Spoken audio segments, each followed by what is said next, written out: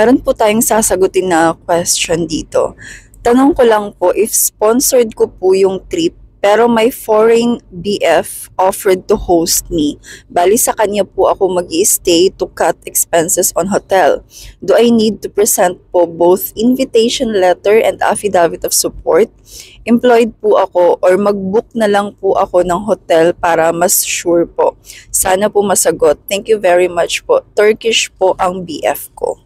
Ang immigration po ay maghahanap po sila ng affidavit of support and guarantee once na yung traveler ay hindi po makakapag-provide ng proof of financial means or hindi enough yung financial means ng isang traveler.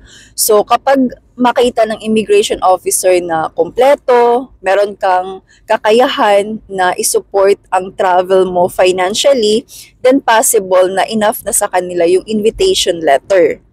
Pero kapag makita nila na hindi enough yung financial means mo para sa kanila, and then maghinala sila sa iyo na baka hindi ka na uuwi at maghahanap ka na lang ng work doon using your tourist visa or as a tourist, yun yung iniiwasan nila talaga, ina-avoid nila na mangyari.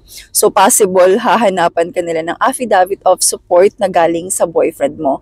So I advise talaga, lalo na sa mga clients ko, palagi kong sinasabi sa kanila na kahit na meron kayong kakayahan i-support ang travel nyo, like for example, employed kayo, meron kayong enough na pera sa bangko nyo, pero yung purpose of travel nyo ay makikipag-meet or makikipag-reunite sa mga foreign partner nyo, mas better talaga na meron kayong affidavit of support and guarantee. Kasi nga sa insidente na nangyayari, like nung pinatay na Filipina, pinatay ng foreign partner niya. So dahil doon, medyo nag-stick po sila talaga ngayon. And gusto nila na meron silang panghahawakan na information from your foreign partner na para kung sakali kung ano mang mangyari sa'yo sa ibang bansa, they know, alam nila kung sino yung i-contact, saan i-contact yung mga jowa nyo. So, mas okay na mag-provide kayo ng